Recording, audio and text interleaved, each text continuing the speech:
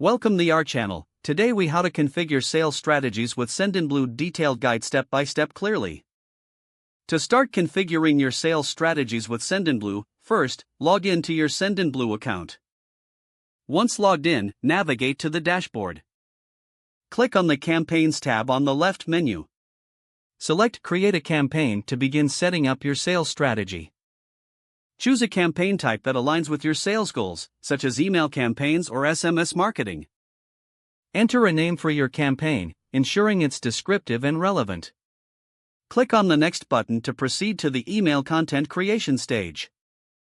Select a template that suits your brand and the message you want to convey.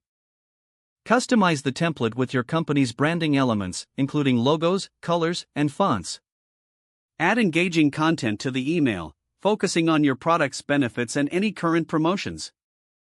Incorporate clear and compelling calls to action within the email. Once you're satisfied with the design and content, click Next to move to the Recipients section. Choose your target audience by selecting a contact list that matches your sales criteria. Utilize segmentation to further refine your audience based on their preferences and behaviors. After selecting your audience, click Next to configure the campaign settings. Set the email subject line to capture your audience's attention. Decide when you want your campaign to be sent immediately or scheduled for a later date. Review all settings to ensure everything is correct. When ready, click on Confirm and Send to launch your campaign. After sending, monitor the campaign's performance using the analytics tools provided by Sendinblue. Analyze open rates, click-through rates, and conversions to assess the effectiveness of your campaign. Use these insights to modify future campaigns and refine your sales strategies accordingly.